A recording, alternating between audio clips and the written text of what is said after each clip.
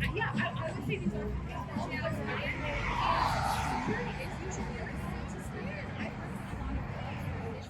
this is important for the wider labor movement because dancers have been excluded for a long time. We haven't been talking about our working conditions because of stigma related to sex work. A lot of the times people are scared to talk about what we actually do because people judge us and because they have like really negative emotions about what we do. But the truth is we want safety, we want security just like everybody else. And so the dancers who are here to fight for that. They want change and they deserve it just like anybody else who wants a union.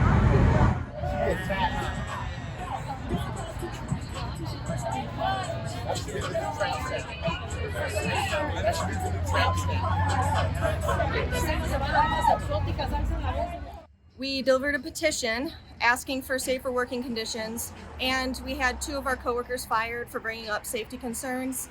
And so we delivered this petition demanding their jobs back, demanding changes to their policies. And the following day, we came back to work and they wouldn't let us work. So we've been locked out here. It's been 8 weeks, but we've been picketing every week, turning customers away. We've been really effective here on the picket line. And we're just keeping the push on.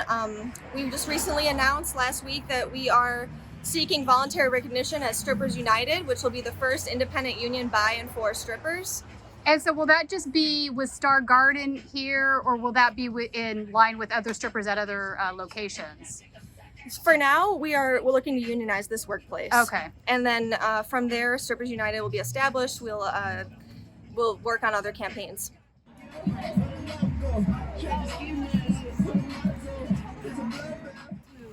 Hey everyone, I'm Jordan Palmer and I am the lawyer for Strippers United. I represent the union and these dancers. Here are some top tier union busting tips from a union lawyer herself. If you don't want your workers to unionize, don't steal their wages. Don't subject them to unsafe working conditions. Fix the hole in the fucking stage. Prioritize your workers' safety over your profits. Talk to your workers like they're human beings. When your workers try to address issues in the workplace, listen to them instead of locking them out. If you don't want your workers to unionize, treat your workers with respect and dignity, just like you expect to be treated. Steve and Jenny thought they could treat their strippers like dirt because they thought there would be no consequences. They were wrong.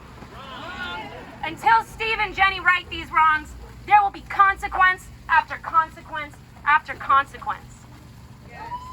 Steve and Jenny, your dancers have been going easy on you, and you're too fucking stupid to realize that.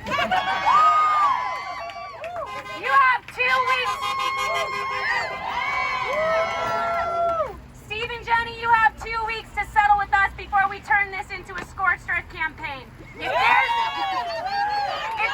no club for us, there's gonna be no club for you.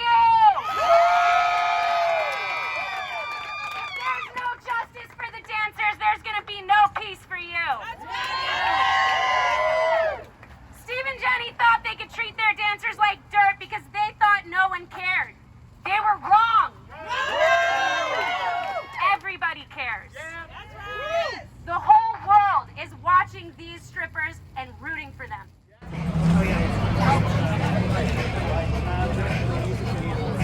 So you were telling me that the last attempt at unionizing a strip club was back in the 90s, and then it just went away and now it's back again. But what happened in the 90s? Well, it's interesting. So Lusty Lady was a peep show in San Francisco.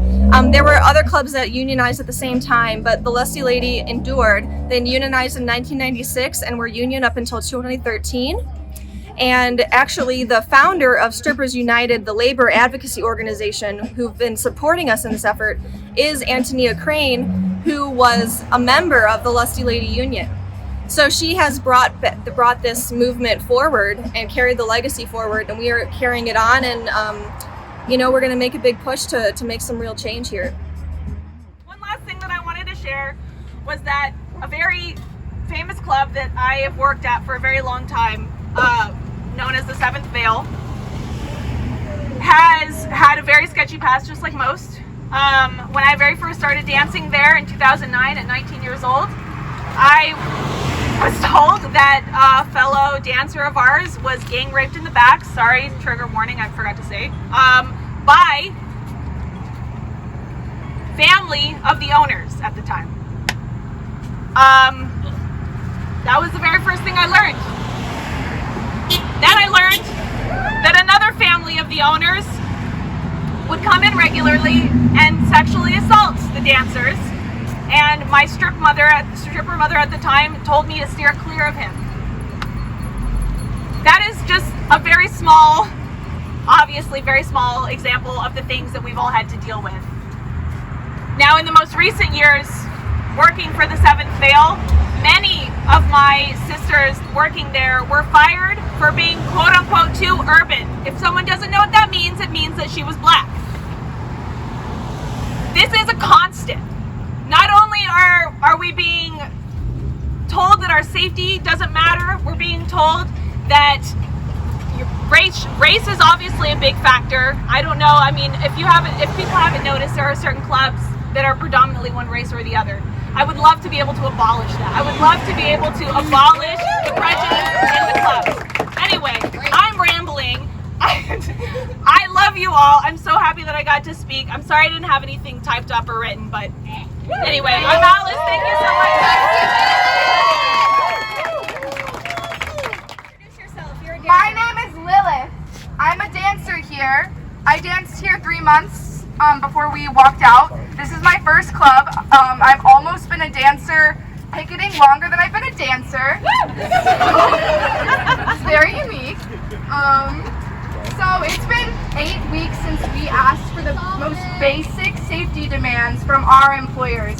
This has been some of the most exhausting and rewarding work that I have ever done. Enduring week after week of our employers' silence in the face of our mistreatment is draining. Having to beg picket crossers to acknowledge our abuse and take it seriously is draining. Having security guards tell us to be quiet and laugh in our face when we tell them the ways that we have been hurt under their watch is draining. But they do it because they are afraid. They do it because they know we're winning. They do it because they know they are implicated in this reckoning, and they fear for what a future looks like where we have the power to say no more to their mistreatment.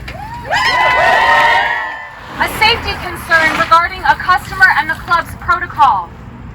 I was concerned about a customer exhibiting some red flags, possessiveness and obsession, as well as the manager's habit of allowing customers to stay in the club well past closing time, endangering the dancers by compromising their privacy.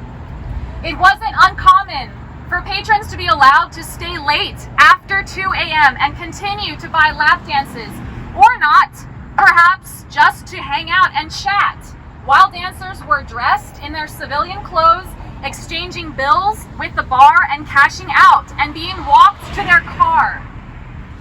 When I brought up my concerns to the manager on duty that night, he mocked me to my face, telling me that I was going to be murdered by that customer, and how I was going to be murdered by him. Probably shot, as the security guard predicted, offering an anecdote of how the customer expressed interest in going to a gun range with him. He also gaslit me, accusing me of doing something to lead him on, as if whatever safety issue I might have would be my fault. I was fired for raising my voice in anger in response to these large men telling me that I was going to be killed, and how, and blaming me for it.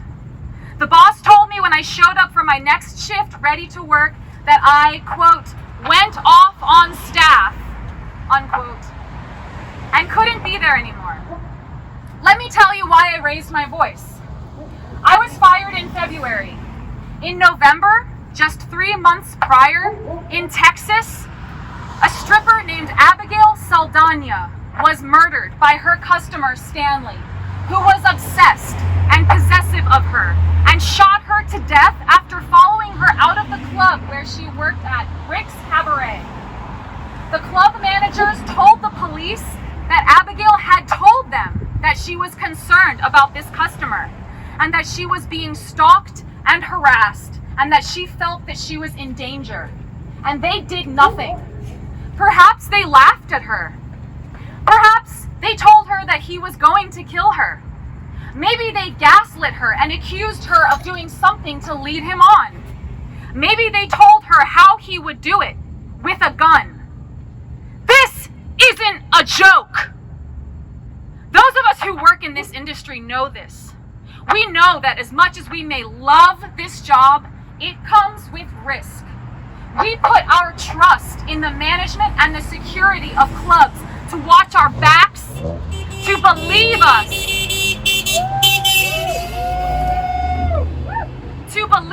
when we tell them what is happening to us, and to protect us. That is their job. I've been a stripper for 29 years.